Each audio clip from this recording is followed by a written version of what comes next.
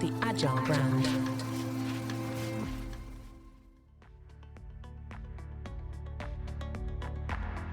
Welcome everybody, this is Paul Foley and you're listening to Bulk Exchanges, where we explore the human stories behind heavy civil construction and technology. Along with my co-host Rachel Mahoney, we will be introducing guests from all areas of our trillion-dollar industry, from the legends that shaped modern infrastructure to the next generation who will revolutionize it. We will discuss ideas, opportunities, and strategies for what's next. All right, so we are back at it after a little bit of a gap there with the latest episode of Bulk Exchanges. I have my co-host Rachel Mahoney here with me. Hey there, Rachel. Hello, Paul. Excited to be back. Lá féile podrig sunna ditch, Rachel. What the heck is that? I don't have my Gaelic translator on my phone. Well, what that means a peaceful St. Patrick's Day to you, and that very much ties into the theme of the show today. As you well know, I am a very proud American, but I'm also a very proud Irishman, and where I'm from back home is County Leitrim, which ties into the guest that we have on today.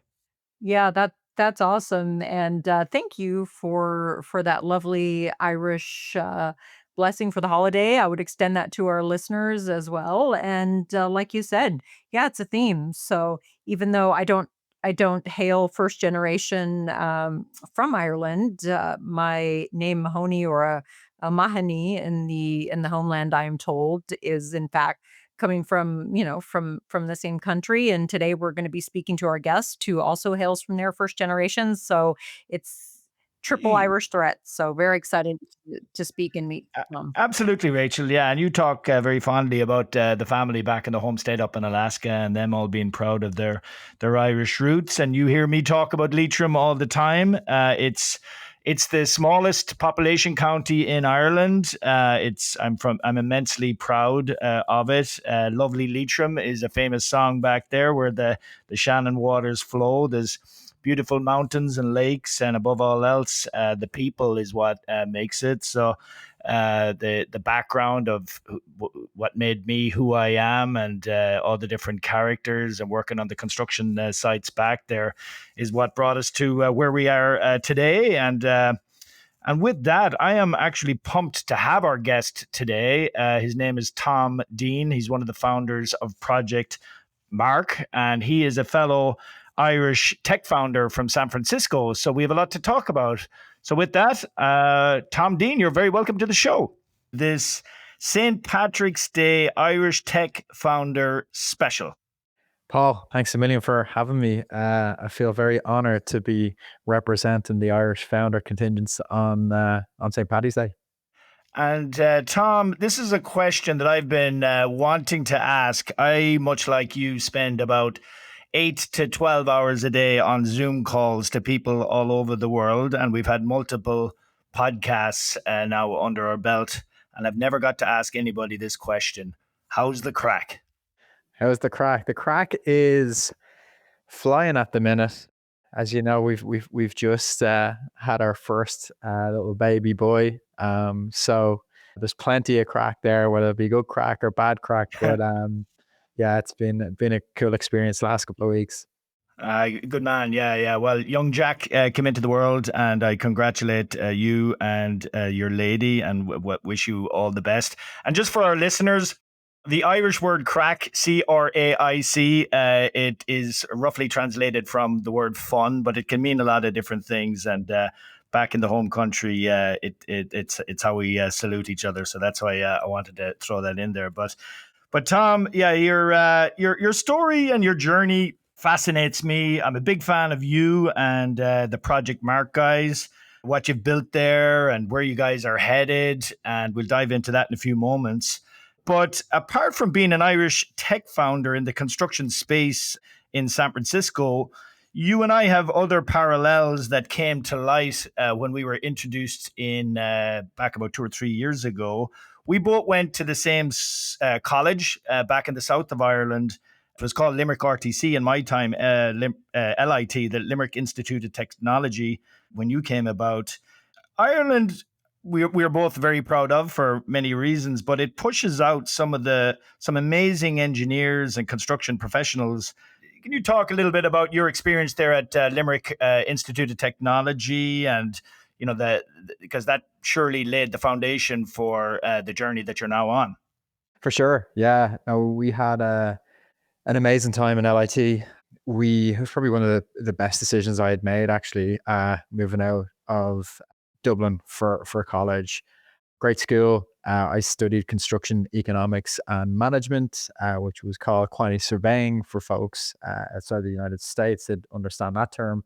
But yeah, just a great school, great characters. I think a part of the college experience is learning every day, the different experiences, and all the fun that you can have in college. But I was always really interested in the construction space. Family were from construction, and the quantity surveying role just felt like a fit for me. So I love their schedule in terms of the third year as a placement year, and that's Yeah. truly where I started to pick up some experience. And if you look at the alumni from LIT, you've got folks at the helms of these massive organizations. So they clearly do a great job in educating young talent and kind of setting them on their way to pick up some great roles within the space. Yeah, absolutely. We had a fantastic time there, and yeah, the third year, that year of work experience is so phenomenal. I don't know if you're aware, my oldest son Aidan, he's up doing construction management. He's a sophomore up there in Chico State, which is it seems quite similar to the course, because Well, I did that quantity surveying course, same as you, back in Limerick. But it's phenomenal, and it's such an essential part of what's next in the industry. So, yep. um, and another parallel that we have, apart from going to the same college, when we got chatting, was that your dad is from the same place I'm from, which is County Leitrim, back in the northwest of Ireland. So that was a happy surprise when we got Yeah. chatting on that. So just so the listeners know, the county of Leitrim has probably less than 35,000 people. It's a place I'm immensely proud to be from. So you've spent a little bit of your youth back there as well, around the hills and bogs of Leitrim. Tom, any fun stories? Or I'm sure you still have some distant relatives back there, yeah? Yeah. We used to love going to Leitrim as kids, and whether we liked it or not, we were brought to Leitrim, as put it that way. But especially as you grew older, we got fonder of some of the towns, Ballinamore and Carrick and Shannon, and then I was at the point in time at 16, 17 years old, bringing a few of my friends from Dublin back. But yeah, great. I think just being raised from the west coast is especially Leitrim, Cavan. My dad always said it. There's just a work ethic there that was just instilled in me from an early stage. So yeah, I would love to get back. Anytime we go back now with my wife, who's from LA, we always make it a point to head back to Leitrim and meet some of the family. Yeah, I agree with that. That can-do spirit. It's something that I'm very proud of. When you grow up on a small farm environment, the sense of community there, how neighbors, help each other out, and you have to figure stuff out, whether you're digging a trench somewhere on a construction site, or helping other out, with livestock or cattle. So yeah, no, it's something that when I heard you saying that, it was a major connection. So, because just so the listeners know as well, when you say you're from Leitrim, the next follow up line is usually, "Where's that?" Because even people from Ireland give us a hard time about it. Yeah, I'm gonna have to pop in now because one of the things that Tom, you don't know this about me. I also come from a place with very, very few people in the wilds of Alaska. And so I find it Wow. fascinating that here we are on this podcast with three folks, some total population, hardly a blip. When Paul told me how, Leitrim, as small as it is, and then he found out where I was from, just the statistical likelihood of us all ending up together doing Yeah. the same thing is I find that just extraordinarily fascinating.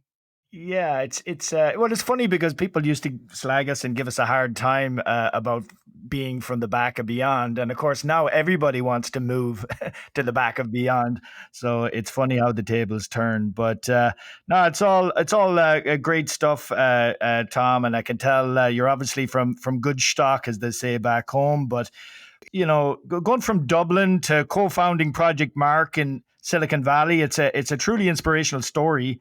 I'd love to delve into some of your experiences, Tom. The 2008 economic downturn back in Ireland, it led a lot of professionals to seek opportunities abroad, like the professionals that came from the likes of LIT. How did this period shape your career trajectory, and what lessons did you carry forward into your ventures, particularly with Project Mark and as you set your roots in the Bay Area, California? Yeah, I was always motivated by working on, major construction projects. And I think it was after my placement year and obviously the downturn, there was still some opportunity in Dublin that I was looking at. But for me, my granddad, who was also from Leitrim, had worked in the 60s and 70s in New York, Block Lane. My mother was from the Bronx. So I had that sort of connection and to that sort of immigration story anyway. And it was always quite inspiring for me to move to the United States and see what I could do in the construction industry. So yeah, it was just a combination of things. I think, again, parents from the countryside, I was always kind of heading to Gael talks and things like that, moving away for college. I was always very comfortable with sort of, moving away and sort of setting myself up. So we essentially got on the plane to Los Angeles, had never been to Santa Monica before, had $1,500 in the account at the time. And Nice. yeah, we were just confident that we'd figure it out. And it just goes back to I was always built to work, and I was always built to, I would have worked in anything just to continue to keep it going and sort of keep the dream alive. So yeah, started off in construction in Los Angeles, worked as with a general contractor there. Moved into another general contractor for a number of years. I really sort of found my feet there with regards to one of the roles, project engineer and assistant PM role with them, and then moved back to the owner's rep, similar to what I was sort of doing in Dublin on my placement year, to work on larger projects. So did that for about 10 years. Loved every bit of it. I love the construction industry. I love how dynamic it is. I love the lessons learned that you make from the mistakes that you make, all the different stakeholders that you need to deal with, all the fires that you need to put out, all amazing learning experiences. So there was one opportunity that took us to San Francisco, and funnily enough, my co-founder, Noel, had a similar story. Alongside Anthony, we're all Irish, but Noel had moved to San Francisco about a year later than me. He stayed to do his master's. He ended up working on a major high-rise development up in the city, and we were working on a high-rise down in Los Angeles, and we were invited to bid on that project. And we were incredibly qualified for that project, considering our experience with different buildings down in LA and the East Coast. And yeah, it was a really interesting experience, being involved in the interview situation and presenting in front of your college roommate who was leading the interviews at the Wow. time. Yeah, but that's how we ended up winning that project. My team wanted me to relocate up to San Francisco, and it was absolutely the best move for me because I wanted to work on the biggest and best projects.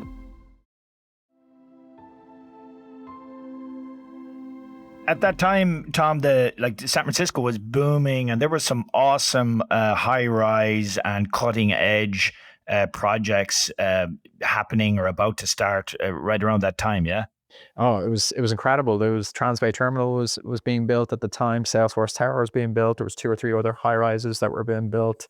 Um, the city was busy. It was pre-COVID. It was good crack. On the weekends after working super hard during the week. Nice. So yeah, it was just the right move for us to make at that point in time, and I felt it was like another great project for the resume. And yeah, the technology side of things, Paul, it was about 7 or 8 years ago we really started to noticed the emergence of tech within our workflows. So, obviously the Procores and the Autodesks and the Trimbles have been around for a long time, but when we think about building Connected and PlanGrid, they were sort of the two solutions that I had noticed that were really picking up steam and completely changing, workflows for pre-con and cost management. And yeah, myself and Noel were sort of kicking the tires, and we're like, there's so many problems in construction, and where do we think there's a real need for? And it was always we were always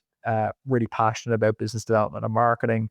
And we said we'll put all our eggs in sort of this workflow, considering growing your business and winning work is a huge part of any construction company's success. Yeah. And yeah, and that was that. I jumped ship first, and here we are. We're still alive and kicking. Yeah, it's a hell of a journey, and that's why from the get go, you guys intrigued me, and like I said, I was a big fan because it's no joke, this startup world that we're in.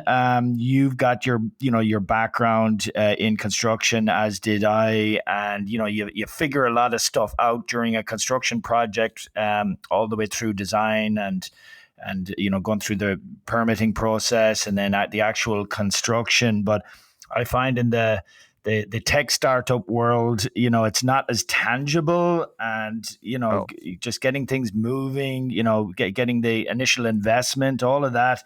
It must have been quite the experience and journey for you guys, Tom. Yeah, I would say, Paul, ignorance is bliss in that regard. Oh yeah.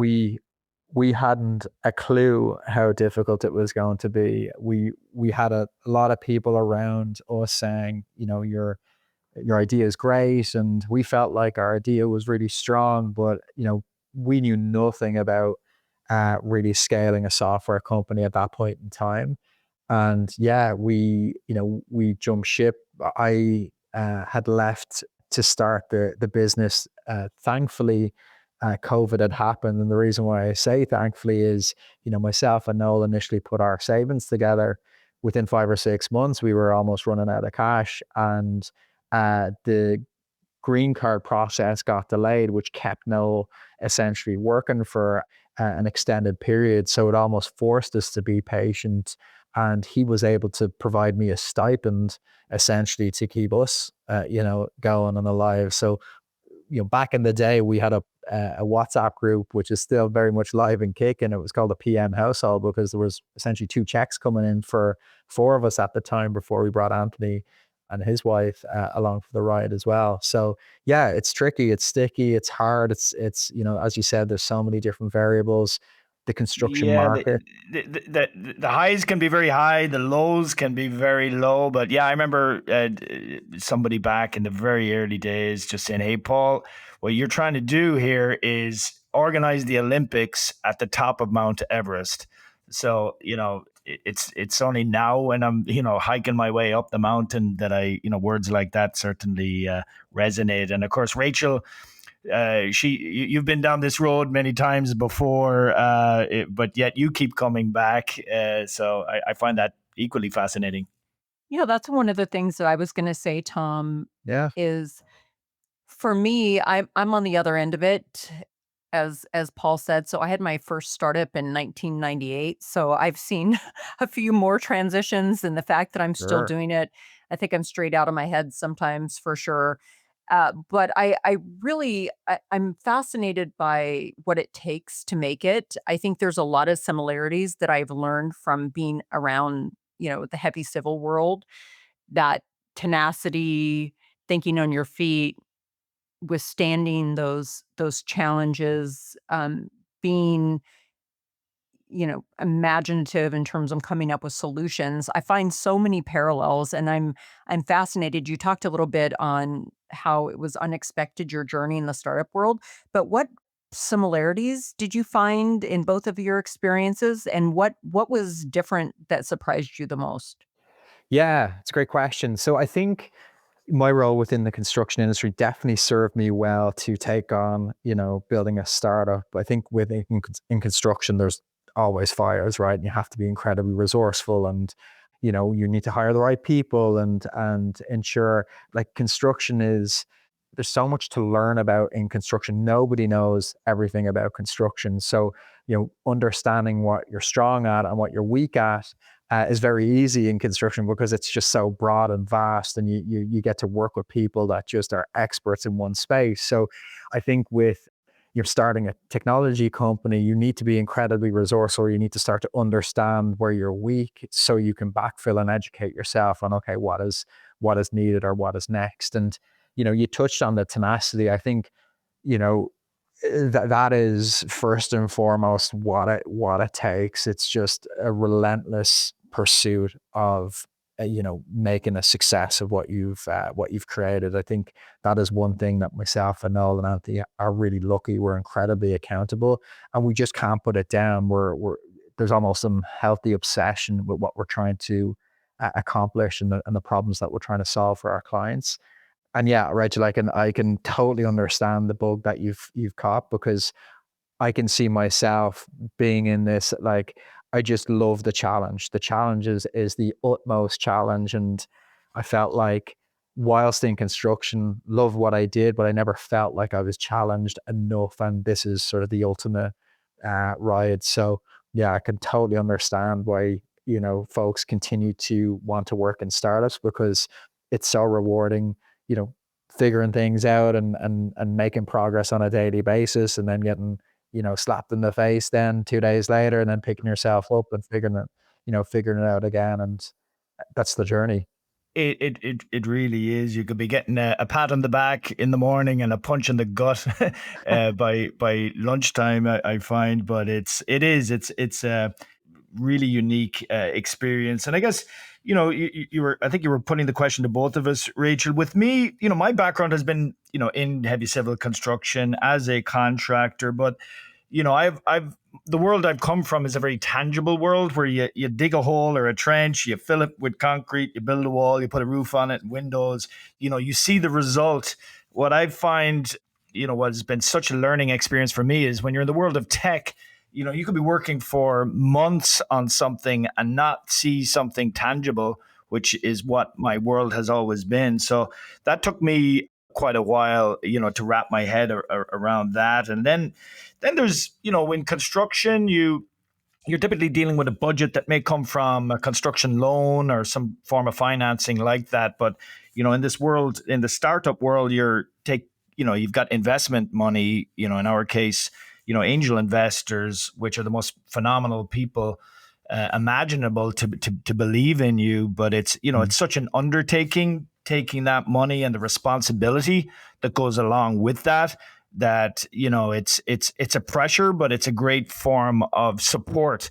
I find is the type of people that have our backs and just keep telling us, just keep going, Paul, keep going. So that's it's all about staying on the ladder. Do not get off the ladder. You might get knocked down a rung, or you might go off to the side a little bit, but just keep working your way up the ladder, and it starts to get more and more rewarding all the time. So it's a hell of a ride. Yeah.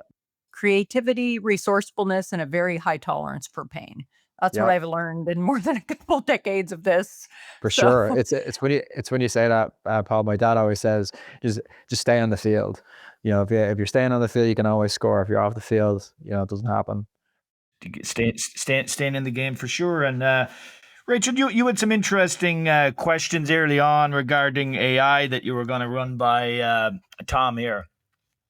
yeah, I just think, to what we discussed earlier, Tom, and our inspiration for doing this was more of the personal connection for the unlikelihood, but also just how wonderful it is that folks can dream from anywhere and bring that together and do something about it. And I love that, how that connects us all. At the end of the day, there are also some really interesting challenges that we're tackling for different reasons, perhaps motivations, but for the same industry, and I think coming from the same place. And as we look to adjust to those, obviously being in startups requires you to think on your feet, be very dynamic. But after, like I said, being here for so long now, one of the things that I grapple with on a daily basis so that I can support Paul and the team is all of the change that is heading our way.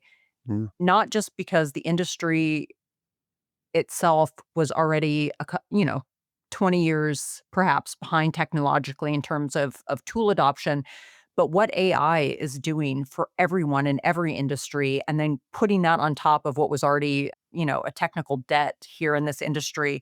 I'm very curious to hear how you guys at Project Mark are thinking about that and planning for it, and what you already have on the roadmap for how you're going to keep up with the speed at which things are iterating. Yeah, for sure. No, we're incredibly bullish about AI and the application for our workflow.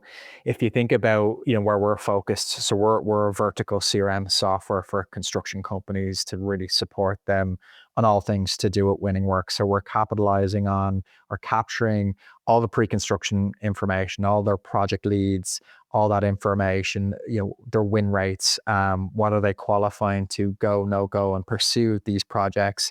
We're tracking, the relationships that they have with their clients and other vendors, such as like, your general contractor. You want to be tracking your architectural relationships and your engineering relationships all through projects. And then if you think about your historical data set, so that's a key piece to construction CRM system. If you think about, let's say, Paul, in your old organization, how you qualify yourself to win work, it's based on past experience. And let's say if I'm looking for a vendor, I'm going to ask them questions. How many projects have you done like this in the past, and show me your team who are qualified to execute on my project. Also, in terms of you receiving the information, by digesting the information, you may not even want to bid on a project for me, because the projects that you've done with Tom, you have a profit percentage of X amount, or it's always ended in a disaster, or your win rates are super low. So sitting on that historical database can do some incredible things. When you think about AI, it can streamline and support you being able to pull together the right information to go and execute on an RFP, but also to inform you how qualified you are to make the decision on whether you want to pursue estimating resources or you want to deploy estimating resources on a pursuit. So yeah, the way we think about AI is really in three components. Data in, so making sure it's incredibly easy to get data in. Within the construction space, everybody's on the move. There's no AE or SDR that's picking up the phone, calling 100 people a day. If folks are networking, they're on project meetings. So we want to make sure we're capturing data on the move. So we have some cool opportunities there. And then the leveraging and empowering of that data set is the next big thing that we think AI can really support our businesses and really just getting smarter around their data set. Usually it's potentially the CEO or two or three folks being there 20, 30 years that know all this information. Well, if you have this information in one central location, an AI agent can be an incredible tool and knowledge base for your doer sellers that are on the move.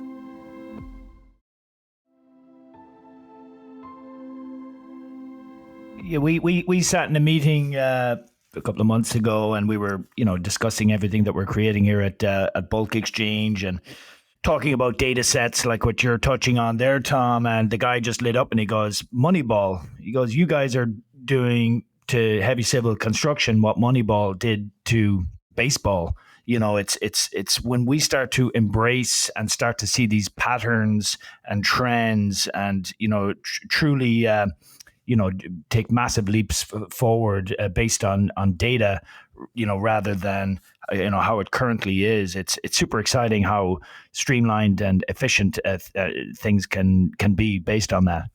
100%. Yeah. And it's only going back to your point, Rachel, like a part of this is like, what's the still home, and leveraging the LLMs that are out there and the advancements there versus trying to get creative yourself. So I think that's something that our co-founder and CTO, as he's hacking away almost every week on things that we can optimize for based on advancements in the space. So yeah, it's going to be really, really interesting to see. I think across the construction industry, like you'd mentioned, they're only really starting to fully adopt technology. Not necessarily the main software systems, but the data point solutions such as like change order management and submittal processing and things like that. When you layer AI onto some of these workflows, such as takeoff and estimating, it's going to completely change workflows. It's going to be really interesting. Agreed. Yeah. What I see coming, which will be just monumental in our space, is AI agents and AI sourcing agents just acting on behalf of an estimator who's trying to find out, where can I get pricing for 5,000 ton of 3/4 inch drain rock and, 500 cubic yards of 6-sack concrete, and I want to dump 50 loads of broken concrete. Well, instead of, jumping on the phone or scouring over, various sites, just having an AI sourcing agent to be able to go out there and find the different locations and facilities that supply or accept that material. It's going to be really, really cool to see how that it's going to catapult processes and the industry forward. Well, I'm going to use an interesting analogy for you lads, as you say. What I find, having worked on really emerging leading tech for so long, and then being here now, I use the analogy of like you have a car that goes 200 miles an hour, but you're on a road that can really only tolerate 35. So it's like making sure that you don't over accelerate too much. I feel like we're in that phase right now in the industry. You know, having watched these cycles before, private equity putting their proverbial eye on physical industries. So you have this interesting combination where you have everything that technologically the advancement of these AI tools are going to do, like I said, for every aspect of our daily lives, irrespective of the industry. And then on the other side, you're pouring gasoline on as an accelerator because, a lot of the money flowing in right now, the two primary investment areas are, AI and physical industries. Mm. Primarily physical industries because it was untapped and untouched for so long. So there was so much residual opportunity that was just sitting there for the taking. And obviously now that is very well known, all of the consolidation and the transition that's happening in the industry. When you put those two things together, I find it even more fascinating because they act as magnifiers or compounders for one another. And I would just, you talked earlier about being, you're not only iterating technologically for what's coming, but raising how are you speaking to that opportunity at Project Mark and going forward. For sure. And it's really interesting. I think that early stage vertical SaaS companies are in a great spot with regards to the emergence of AI and being able to move quick, both in two reasons. Obviously applying what they can, leverage in the product and allowing their software and AI to streamline, workflows and solve problems for their clients, but also from an operational and a structural perspective, they're not necessarily like, let's say, if you think of our business, we don't have 50 employees or 100 employees or 1,000 employees. That is a sort of a structured organization. We can be quite nimble with the solutions at our market, and allows us to be incredibly efficient and think about, okay, what does our CS department look like over the course of the next year? Or what does our sales department look like? Is there more efficiency that we can gain from softwares that we deploy that may reduce the opportunity for our burn to be that high? So I think companies within that seed to Series A stage can position themselves to be incredibly efficient from a capital perspective, but also leverages as much of the momentum that's happening with these advancements and instill them in their own product because they're still building product. Yeah, well said, Tom.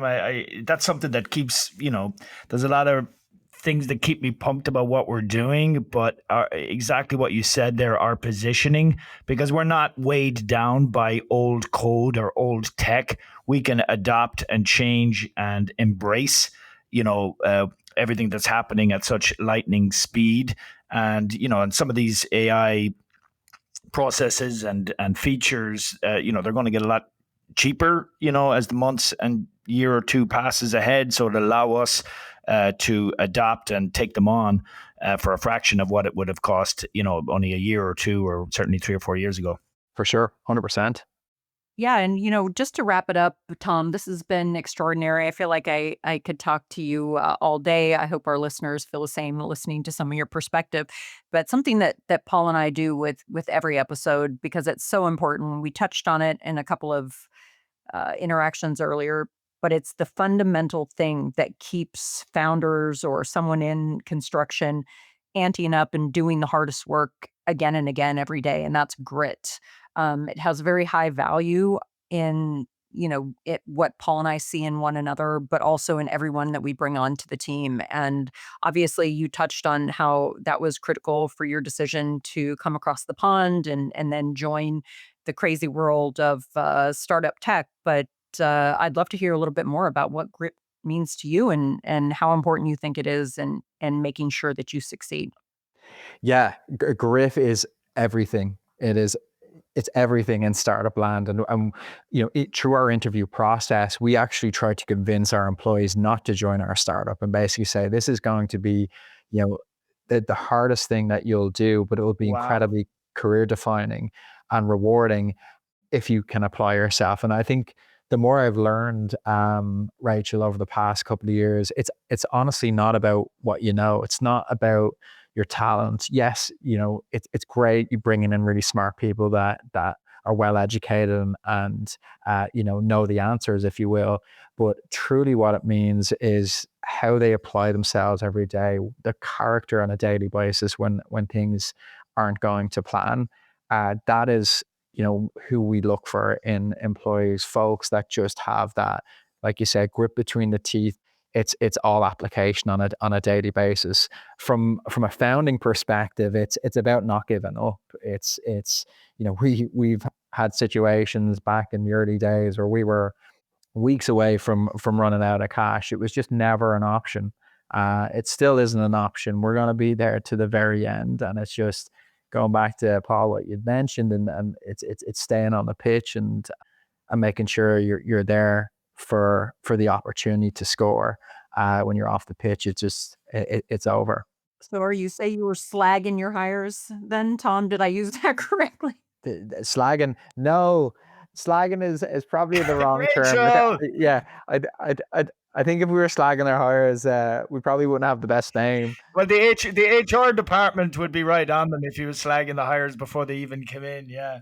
Yeah, but yeah, and thankfully, what we've been able to do is find people who are just hungry and want to get involved and like the challenge as well. So, but yeah, it's all about grit in startups. It is indeed, and very very well said, Tom. And you guys have bucket loads of it, and it's an honor to get to know you and the rest of your team. And we'll all be watching each other closely, and just building all of this together. From within the construction industry is something that I feel very passionate about as well. So with that, Tom, hopefully we'll get to. You might have heard of the expression "drowning the shamrock" for St. Paddy's Day. Hopefully, I'll get to drown the shamrock with you and raise a glass. And look forward to seeing you around town. So, Tom, Deane, thank you very much for coming on the show. Paul, Rachel, it was an absolute pleasure to chat and be involved in this Paddy's Day special. And yeah, super excited to catch up, and hopefully we'll get a pint in soon. On behalf of myself and Rachel, we want to thank our guests and listeners for joining us on another episode of Bulk Exchanges, where industry meets infrastructure and shapes great conversations. Please remember to like, share, and subscribe wherever you get your podcasts, and also find us at bulkexchange.com and on socials at Bulk Exchange. And remember, until next time, keep building, listening, and learning.